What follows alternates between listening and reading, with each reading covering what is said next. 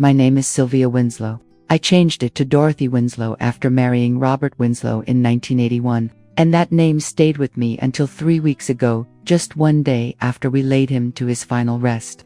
I'm telling you all this so you understand that, before everything got tangled up, I was simply a mother who believed she had done her duty, who thought she had raised decent children.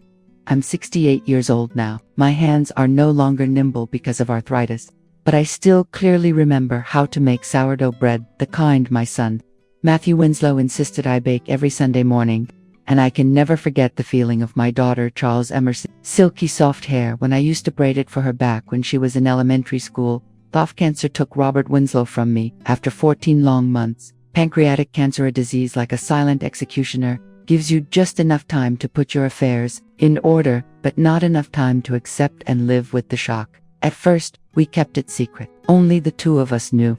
The kids were busy spinning in their own worlds.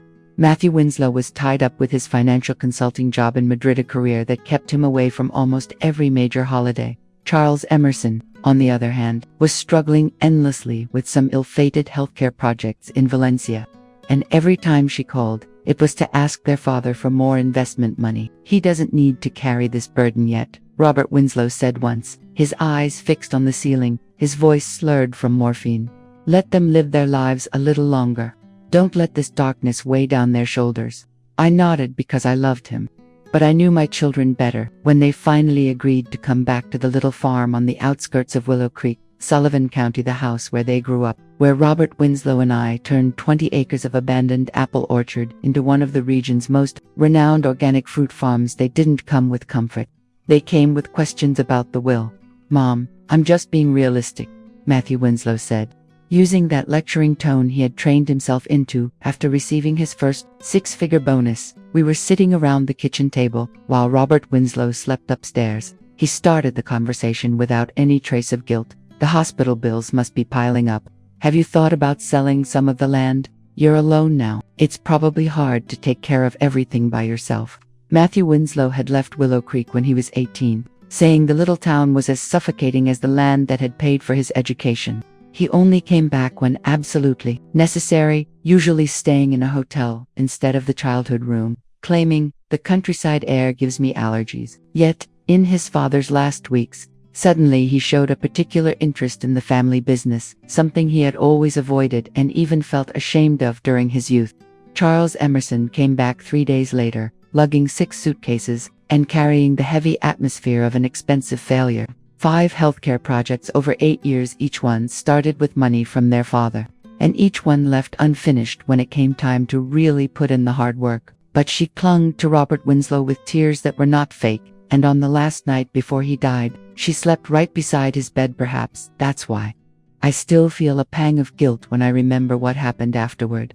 The funeral was simple, just as Robert Winslow had wished. He was laid to rest on a hillside overlooking the orchard, where the early spring flowers were just beginning to bloom. I stood wedged between my 2 children as they lowered him into the ground, Matthew Winslow's arm draped over my shoulder, frozen, as if unsure whether to comfort me or endure the pain himself. Charles Emerson was quietly sobbing into an embroidered handkerchief with their intertwined initials, something I had never seen before. "Now he's at peace," the priest said, and I wondered if that was really true, or just a phrase people say whenever someone leaves after a long time of suffering.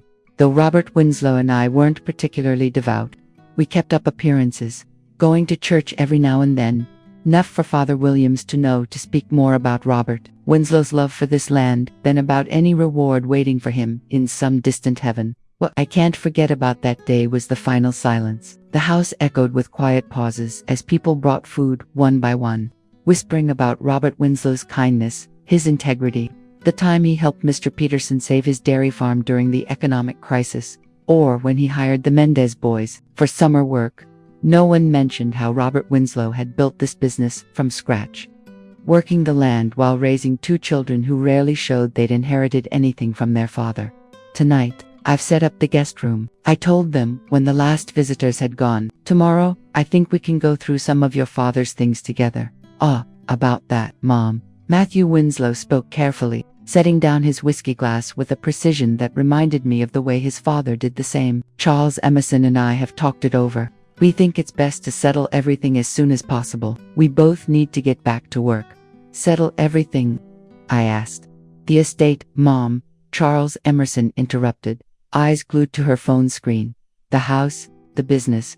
Matthew Winslow and I need to figure out the next steps." I expected to hear sadness from my children, maybe some words reminiscing about their father. But instead, what I got felt more like a corporate meeting. Matthew Winslow opened his laptop on the dining table, the very table where so many birthdays, graduations, and even family farewells had been held. "Dad talked to me about this last year," he said, not once looking at me. "He was worried you couldn't handle things alone. The business needs renewal, capital, and this house isn't really suitable for your age anymore." "My age," I repeated, each word bitter as it caught in my throat. "I've managed this orchard with your father for 40 years.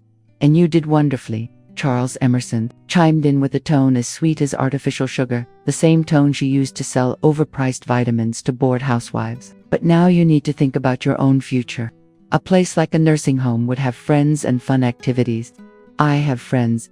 I have activities."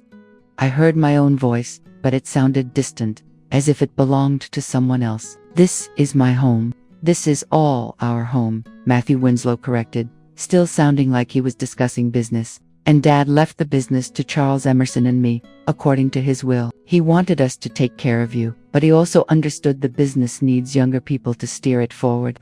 I looked at the boy, my son, who now seemed like a stranger in his designer suit, the one who thought he understood everything about the land that had raised him, about the rows of trees his father had cared for through countless dry seasons, illnesses, and freezing nights. "Show me the will."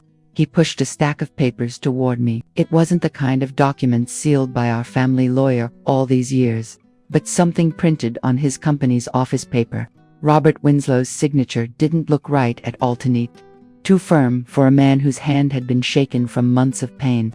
"You made him sign this while he was on morphine." A raw anger surged up inside me then, the kind of primal feeling I'd had when I caught a fox sneaking into the chicken coop when the kids were little. I had swung the broom to chase it away, a fury that only comes from defending what's yours. "Dad was still lucid then," Matthew Winslow argued, trying to keep calm. "He wanted us to have a fresh start for the business. There's a real estate company interested in buying the land, a residential area for wealthy people." Charles Emerson cut in, her eyes shining like she was already seeing mountains of money. "They're ready to pay $7 million. Mom, we'd have a chance to start over." Start over. As if all the years Robert Winslow and I had poured into this life were something old, outdated, and meant to be wiped away. As if the Ruiz Orchards legacy, the sustainable farming methods, refusing to sell to supermarket chains that wanted to squeeze workers' wages, or the part of our harvest we donated every year to local food banks, meant nothing compared to the image of a luxury neighborhood for rich weekenders from Madrid. "Your father would never sell the land just to build some holiday homes," I said, trying to keep my voice steady, though my heart clenched. "And I will not sign anything." "You don't need to sign," Matthew Winslow said gently, as if speaking to a child who doesn't understand the law. "Dad's name owns the company, the house too. Here, the law doesn't split marital property without specific paperwork." At that moment, I knew for sure they had planned this a long time ago, not just after Robert Winslow fell ill, maybe even before. How long had my son waited for his father to die completely so he could start wiping out everything we had built? How many times had Charles Emerson called, not to check on Dad's health, but just to make sure their project was going smoothly? "I need time." I stood up, feeling like I was retreating to hold on to whatever peace was left. "I'm going to my room. We'll talk more tomorrow." But I knew there would be no conversation at all. As I lay awake on the bed I once shared with Robert Winslow, staring at the ceiling and listening to the familiar sounds of the old house. Downstairs, my children had already begun the final steps of their plan. Morning flooded in with the smell of coffee, the fine kind Matthew Winslow had brought back from Madrid, because he thought the local coffee was hard to swallow. I dressed slowly, every movement reminding me how sorrow and age had carved themselves into this body. And then the harsh reality that my children had turned into complete strangers. When I came downstairs, they were already sitting there, next to a small suitcase I had never seen before. "We've packed some essentials for you," Charles Emerson said, her voice soft but excited. "Matthew Winslow and I plan to drive you to Sunny Pines Retirement Home today. It's a very nice nursing home, just a 2-hour drive from here." "I'm not going anywhere," I replied, calmly pouring myself a cup of coffee. "This is my home, Mom. You should face reality a little," Matthew Winslow interrupted, his tone firmer. "We've already finished all the paperwork. Next week, we signed the contract with the developer. You can't stay here." I looked at the son I once trusted. Really looked. There was no trace of Robert Winslow in his face anymore. No image of the boy who used to run after his father all through the orchard at dawn, constantly asking about how to care for and prune the trees. Before me was just a stranger who saw me as nothing more than an item to be dealt with quickly. "I need to get my medicine from the bathroom," I said, trying to keep my voice soft. "Also, I want to take a few pictures." "Of course, Mom," Charles Emerson quickly nodded, her relief obvious. "You can take whatever you need. We can send the rest later." I walked slowly through the familiar house for the last time. My hand touched the stair railing, the spot Robert Winslow had diligently polished every 5 years. My grandmother's handmade blanket was still spread over our marital bed, the seat by the window where I used to tell the children stories on rainy days. In the bathroom, I took the medicine box, along with the passport and birth certificates, hidden in a small compartment, things Robert Winslow had hidden since we started worrying about theft in the 80s. In the bedroom, I found the small fireproof box tucked behind Robert Winslow's old flannel shirts, still holding his scent, and took out the secret my children would never know about. When I came downstairs, my wallet felt heavier, but my heart was strangely lighter, filled with a sense of firm resolve. Matthew Winslow glanced at his watch. "Are you done, Mom?" His voice rang out more like a command than a question. I nodded, letting Charles Emerson slip her arm through mine, as if I were the frail old woman they wanted me to be. We climbed into the rental car. Matthew Winslow was driving a shiny black SUV with leather seats that made my legs stick. I glanced back at my house, the image fading through the rear window glass as I memorized every spring blossom on the apple tree, the faded red of the small shed, and the stone chimney Robert Winslow had rebuilt the summer before Matthew Winslow was born. We drove past the center of the little town, Willow Creek, past the elementary school where I used to volunteer, and the community center where I taught embroidery every Wednesday night. Instead of continuing on the highway toward the big cities filled with flashy nursing homes, Matthew Winslow suddenly swerved onto the Farm Ridge Road, a narrow country road winding through olive and grape fields before reaching the main road again. 20 minutes later, he pulled the car to the side near an abandoned plot of farmland. The engine was still humming when he turned back to look at me. "Get out of the car," he said, his voice eerily cold. "The house and the land are mine now." "What?" Charles Emerson stared blankly, clearly confused by what was happening. "Matthew Winslow, what the hell are you doing?" "Exactly what we talked about before," he snapped. "Mom won't let this go. She can test the will, make a fuss, embarrass us in front of the investors. This way, it's less trouble.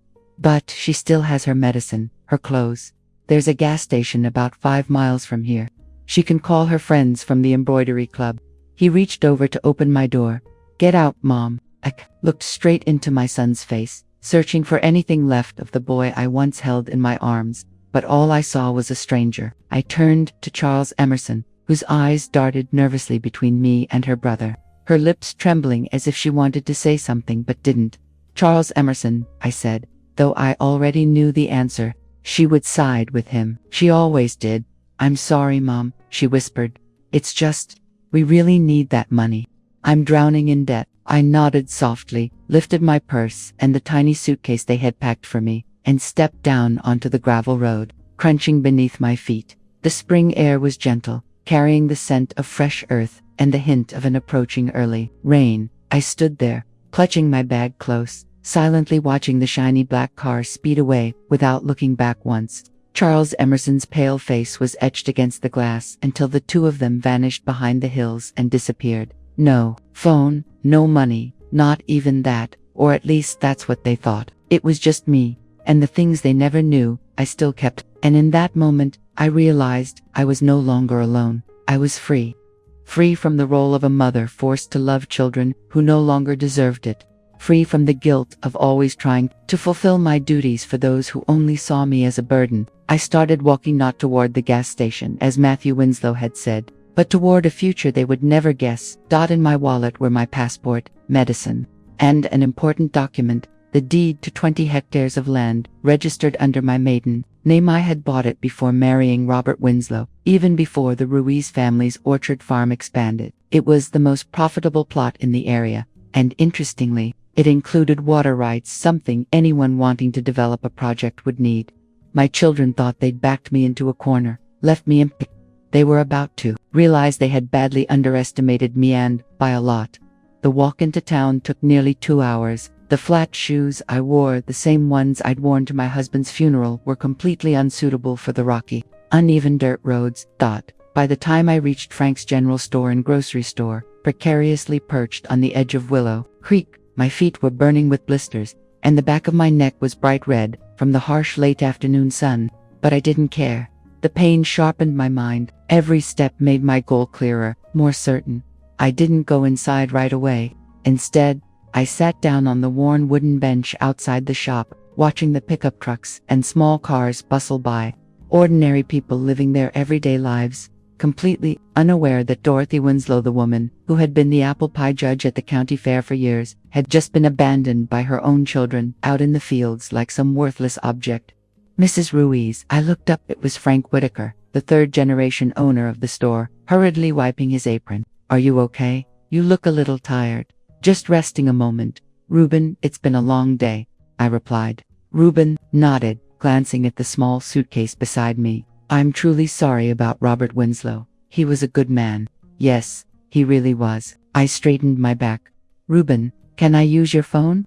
I seem to have forgotten mine somewhere." "Of course." He led me inside, past the coolers full of beer and the candy shelves, to a small room behind the counter. "Make yourself comfortable." I didn't call my sewing friends or anyone Matthew Winslow sarcastically mentioned. I called Vincent Hale, the lawyer who had worked with our family for 3 decades. "Isabel, I tried to find you yesterday. It was strange you weren't at the will reading." I gripped the receiver tightly. "What will reading?" Ramon Herrera was silent for a long moment. "The reading of the will. Your son brought in a document. But I have many doubts. I kept trying to reach you." "I was busy," I answered, keeping my voice steady even as rage boiled inside. "Ramon Herrera, I need your help, and I need this to be very discreet. You'll have both. Meet me at the office in an hour." "I'll be there." I bought a cheap prepaid phone with the cash I had hidden in a secret compartment in my wallet. The emergency fund Robert Winslow always insisted we carry after that time we got stranded on the road because of a blown tire. I also bought a bottle of water and a cold sandwich that I had no appetite to eat. Reuben absolutely refused to take any money. "No need, Isabel. If you need anything, just let me know." His kindness nearly made me cry. Nearly. But I didn't cry when they laid Robert Winslow in the ground. And I wasn't about to shed tears now. Ramon Herrera's law office was on the 2nd floor of an old-style building, right in the heart of Main Street. When I stepped inside, his secretary looked startled, her eyes wide as if she couldn't believe it. "Mrs. Ruiz, Mr. Herrera is waiting for you in his office." She hurriedly stood up from her desk. "Would you like something to drink, water, or some coffee?" "I don't need anything. Jessica Monroe, thank you."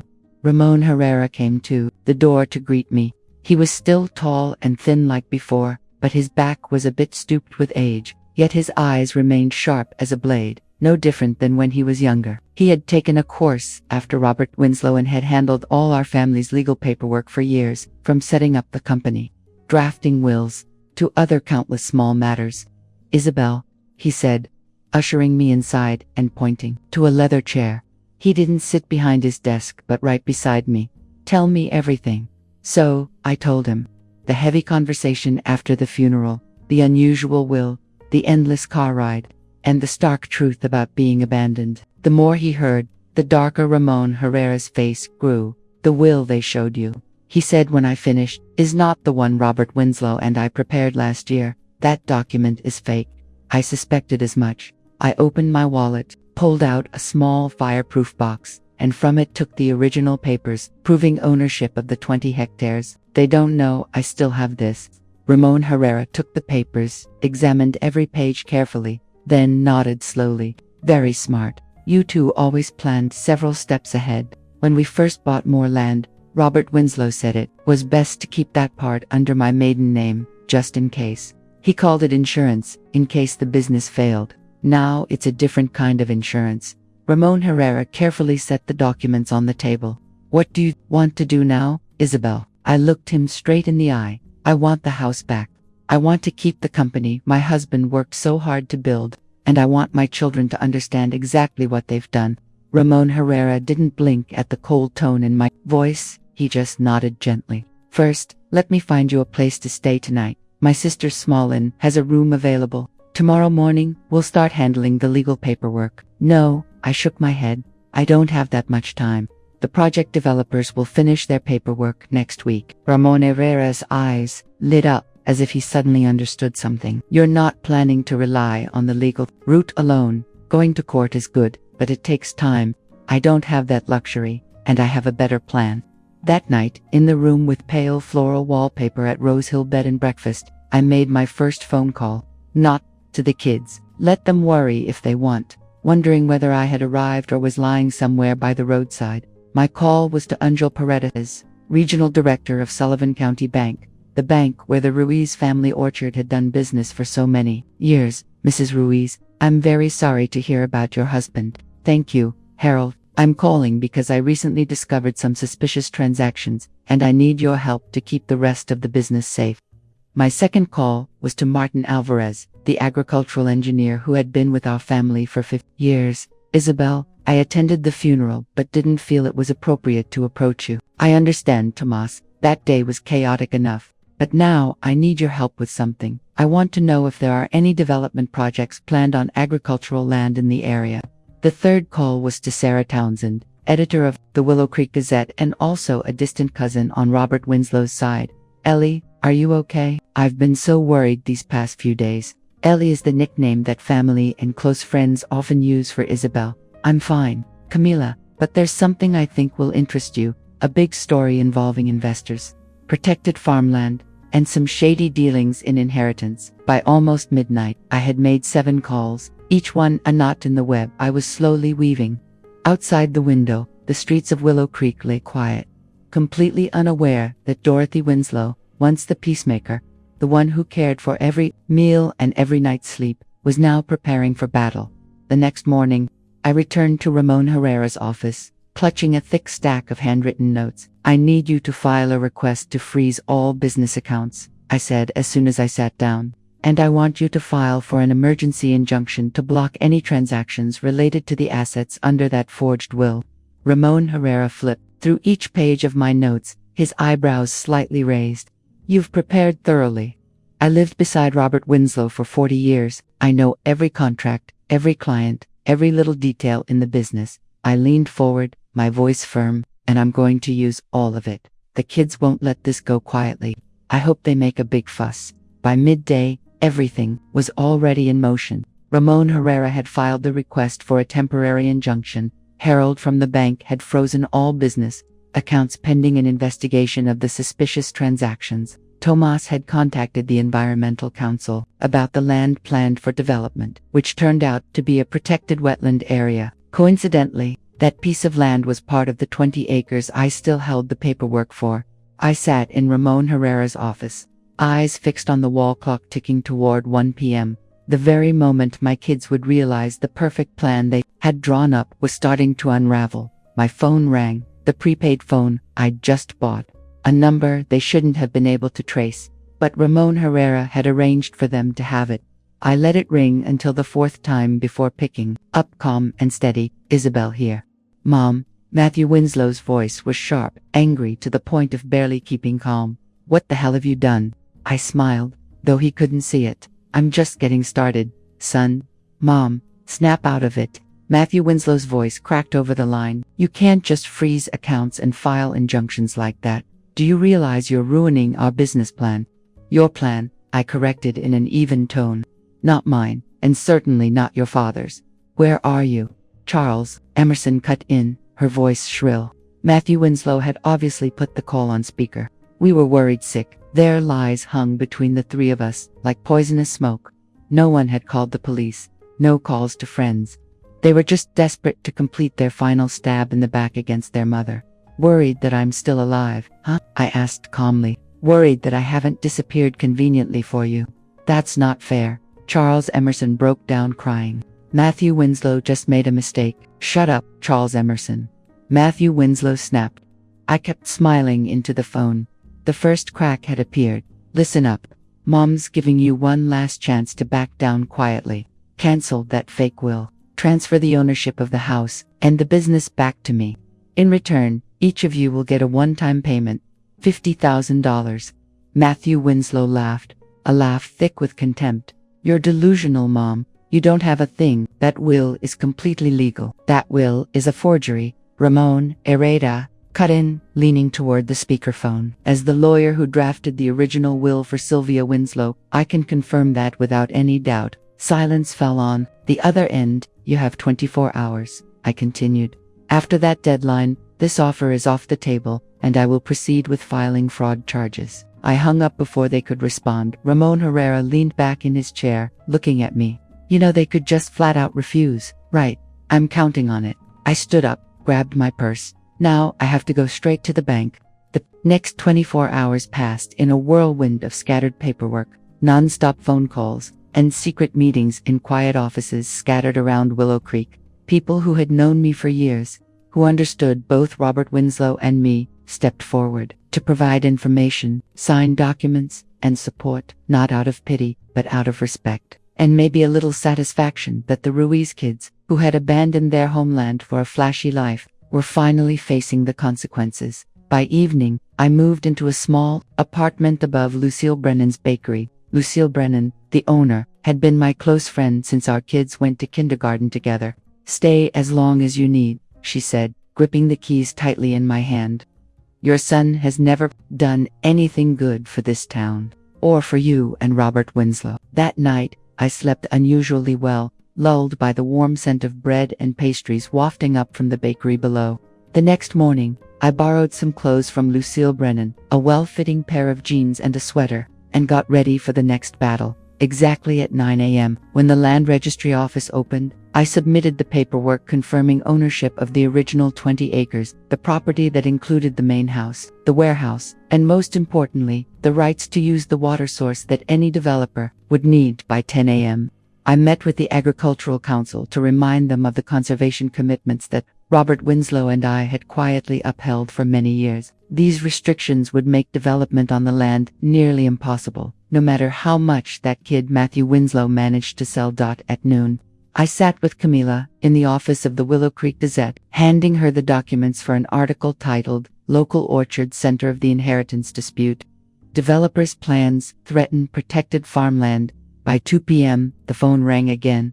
The offer has expired, I said before listening. Mom, you're making a huge mistake. Matthew Winslow's voice had lost its usual arrogance, replaced instead by a panic he could barely hide.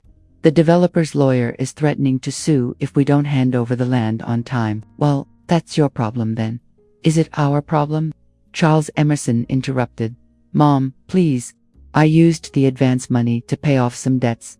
If everything falls apart, I'm done for.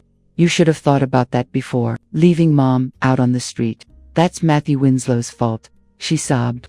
I didn't know anything until we had already driven away. Their betrayal brought me no joy.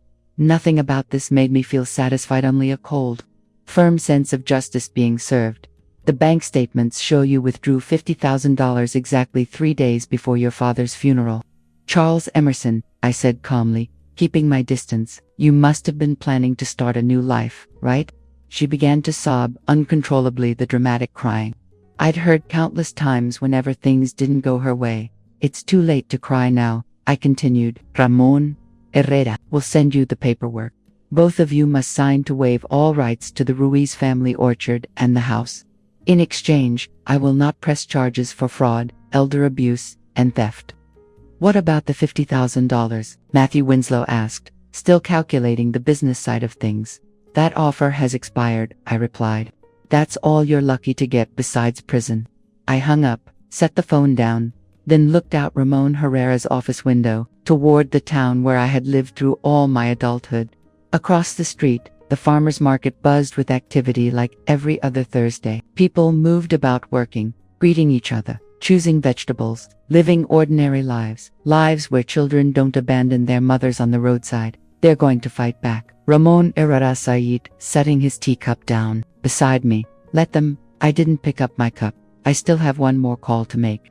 I dialed a number I'd memorized decades ago but rarely used. Carlos, this is Dorothy Winslow.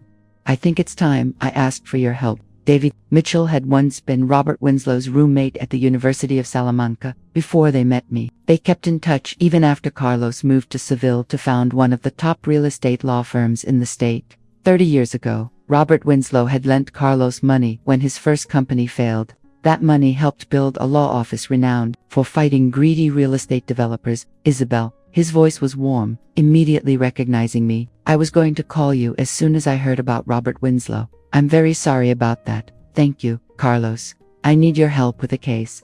I told him everything. The forgery, the abandonment, the developer. Carlos listened without interrupting. When I finished, there was a silence so long, I thought the call had dropped. I'll be in Willow Creek tomorrow morning, he finally said, his voice tense with restrained anger.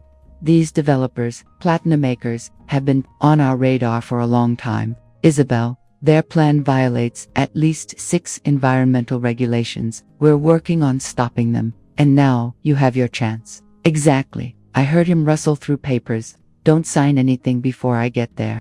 And Isabel, I'm really sorry about your children. I haven't had children for 3 days now, I replied. Now I only have enemies.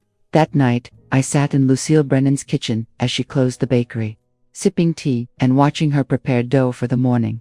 You should eat something, she said, pointing to the sandwich she had made for me. You need to keep your strength if you're going to keep fighting. I'm not hungry, I answered. Since Robert Winslow passed, I'd lost my appetite.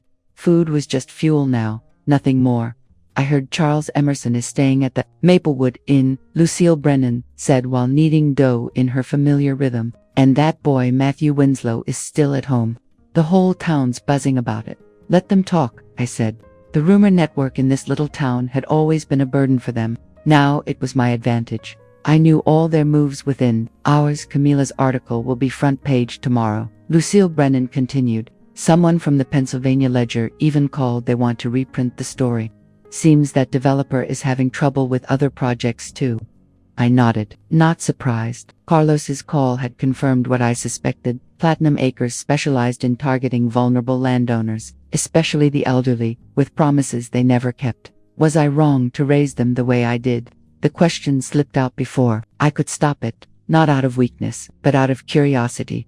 Wanted to know where I had failed. Lucille Brennan's hands stopped kneading the dough. You and Robert Winslow were wonderful parents, Ellie. Some kids turn out bad no matter how they're raised. I nodded, accepting the comfort, ignoring that unanswered question. It didn't matter anymore. The past had gone with Robert Winslow. Now there was only the future and my revenge. I remembered the holidays I was invited to, only to be asked not to talk too much, so I wouldn't overwhelm her family. I remembered every word I bit back, every smile I forced, every time I dimmed myself to keep the room comfortable for them. Are you finished? I asked, not loud, just firm. She blinked. Excuse me, you didn't come to listen, I said. You came to defend him, but I've spent years listening, and I'm done. She opened her mouth, maybe to plead, maybe to argue, but I didn't wait. I closed the door slowly, not with anger, not with cruelty, just with the quiet certainty of a woman who'd finally had enough. No yelling, no door slamming, no final dramatic word, just the soft click of the door closing, and then that familiar silence. But this time it belonged to me. That afternoon, the calls began rolling in, first Josh, then Ashley, then Josh again, like a cycle of guilt and noise trying to break through the calm I'd finally claimed. Voicemails piled up fast, a blend of apologies that didn't sound like apologies, layered with justifications, complaints, and a hint of accusation. Josh's voice said, "Mom, this isn't fair. You're making a big deal out of nothing. I've always tried to do right by you." Then came the guilt-trapped manipulation. "Ashley's been crying because of all this.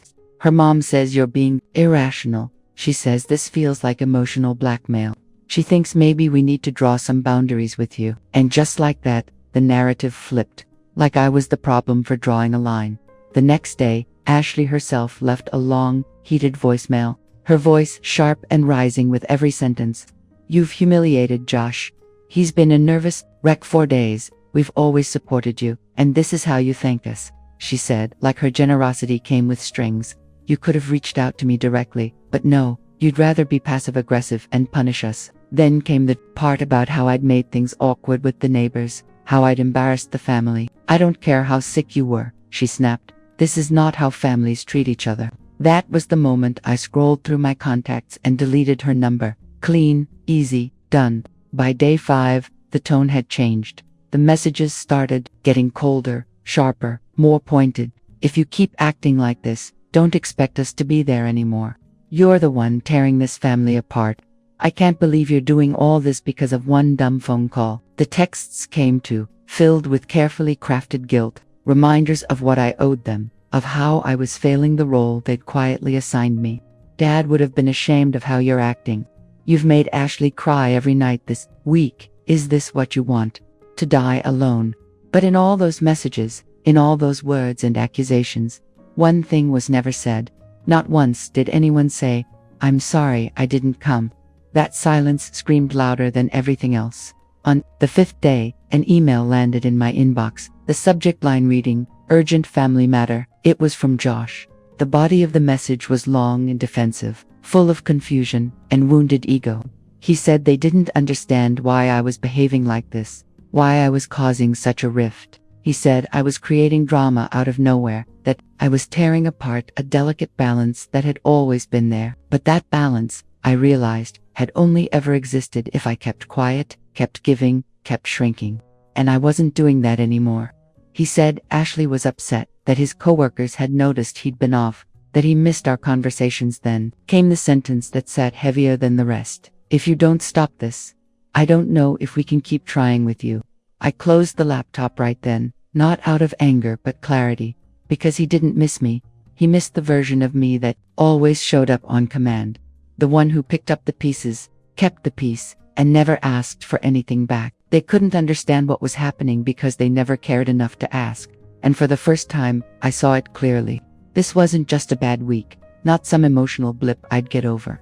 I had spent years living in a home where love was measured by what I gave, favors, time, money, silence, not by who I was. I was the emergency contact, the free babysitter, the one they leaned on when the car wouldn't start or the bills piled too high. I wasn't a mother to them. I was a utility, and the one time I truly needed someone, needed them to show up, not in theory but in flesh. I got noise from a party, laughter from a dinner table, and the cold dismissal of call 911. On the 6th day, I went for a walk around the block, just to breathe. The air was cool and steady, the kind that clears your head whether you want it to or not. I passed Mrs. Gardner tending to her flowers, her hands caked with soil. She saw me, smiled, and waved. I waved back. She walked over, wiping her gloves on her apron. "How are you feeling? I heard you had a scare," she said. I nodded and said, "Better now." She placed a gentle hand on my arm and said something I hadn't expected. "You know, you're one of the kindest souls in this neighborhood. People talk about it all the time." I didn't know how to respond, so I whispered, "Thank you." Then she added, "But some people don't deserve that kindness, and it's okay to let them go." That was the moment it truly sank in. I had been waiting, quietly, desperately, for someone, anyone, to give me permission to stop carrying people who never once tried to carry me. But the truth was, I didn't need anyone's permission. Not anymore. When I got back home, I poured some tea, sat by the window, and listened to one final voicemail. It was Josh. His voice sounded tired, maybe even sad, but still laced with that same old passivity. "I miss you, Mom, but if you keep shutting us out, I don't know what else I can do." And there it was again. Not what he should have done. Not an apology. Not a reckoning. Just more of the same. I stared at the phone for a beat, then pressed delete. And just like that, the room felt lighter. Then, without hesitation, I deleted the rest of the messages. Every voicemail, every text, every email that tried to spin guilt into gold. And afterward, I sat quietly in my living room, hands wrapped around a warm mug of tea, and I let myself breathe. Not because the storm had passed, but because I had finally stopped waiting for a break in the clouds. I had let go of the version of the story where things somehow healed, where people changed without choosing to, where the past undid itself. I exhaled the weight of hoping, and in that silence that filled every corner of the house, I wasn't lonely, I was free. And then something happened I didn't expect.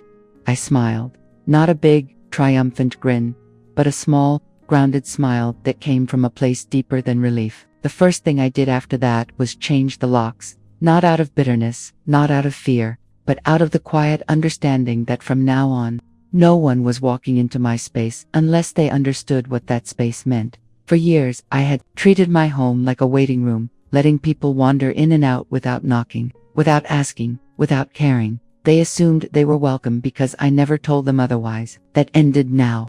The locksmith was gentle, didn't pry, just nodded as he worked, respectful and kind.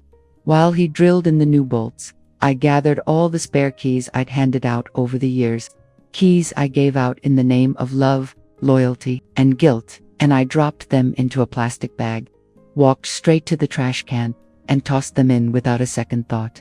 Later that day, the letters started arriving. Not in handwriting, of course.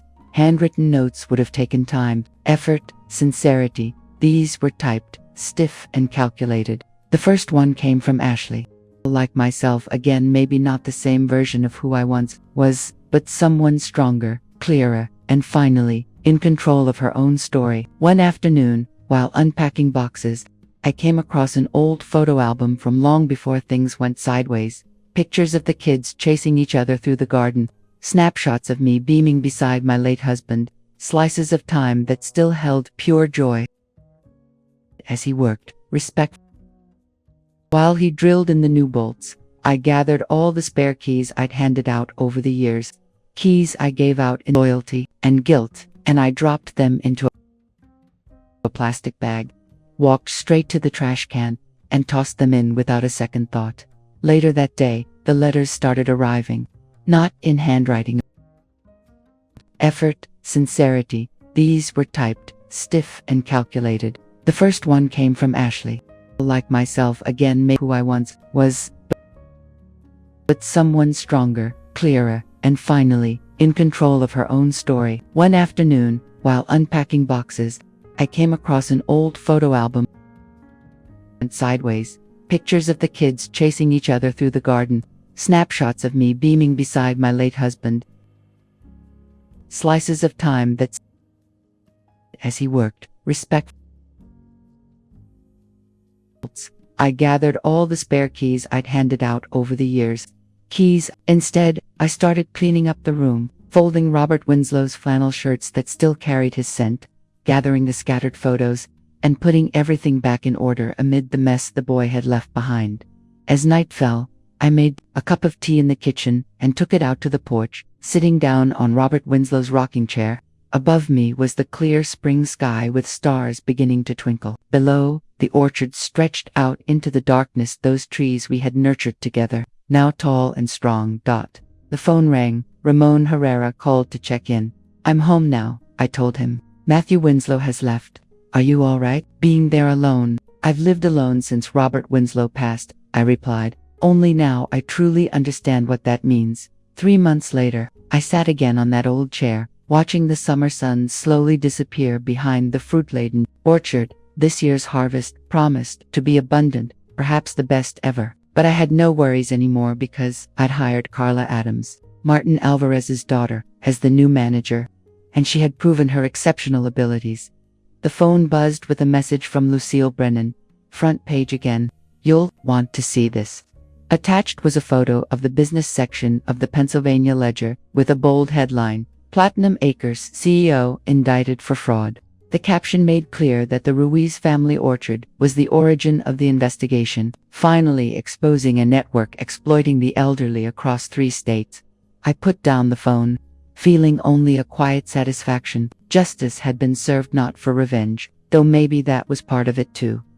Another message came in, this time from an unknown number. "Mom, please, it's been months. Can we talk?" I deleted it without replying. Just like the previous 12 messages, Charles Emerson had started texting after the scandal broke, after creditors seized her car, apartment, and all her assets to cover debts. She was counting on the money from selling the orchard. Matthew Winslow never contacted me at all. though Ramon Herrera heard that the boy was forced to resign after being implicated in the fraud investigation. My children were learning the harshest lesson of all. Some bridges, once broken, can never be rebuilt, and some betrayals run too deep to ever be forgiven. As night fell and covered the orchard in darkness, I gently rocked on the rocking chair, listening to the sounds of the night, the chirping of crickets, the distant hoot of an owl, the creaking of the faded wooden floor beneath the chair. In my heart, I held a small notebook and began jotting down ideas for the future of the Ruiz family orchard, a farm-table restaurant inside the old barn, educational programs for local schools, along with expanding the organic farming methods we had been developing. Robert Winslow would surely have loved these plans. We used to dream together about similar things before illness took over every conversation, replaced by treatments and the pain we had to endure. "I'm doing it, Robert Winslow," I whispered into the darkness of the night. "All we ever dreamed of, all that they tried to destroy. Tomorrow, I will meet with a lawyer to set up the Sylvia Winslow Agricultural Scholarship, a scholarship fund for local students pursuing sustainable agriculture, funded by the profits my children tried to steal. Next week, I will host the first community harvest party, inviting neighbors and friends who stood by me when I needed them most. And on quiet nights, I will sit here in Robert Winslow's chair, tending the orchard we built with so much effort. This legacy will keep growing without my children's involvement, strong and resilient, just like these trees. In the end, I am not lonely. I am simply enjoying freedom. This is my story. Some will say I am too harsh, lacking forgiveness. Others will call it cruelty that I cut off all ties with my own flesh and blood. But remember what I said at the start. Betrayal by family is a wound that changes you. It burns away all weakness and replaces it with a clearer strength. My children chose their paths on that day at Farm Ridge Road. As for me, I choose mine every day since. Don't forget to subscribe and leave a comment telling me where in the world you're watching from. Share what you would do if you were in my place. Would you forgive or choose justice like I did? Either way, remember this: many mistake kindness for weakness until it's too late to realize where true strength lies.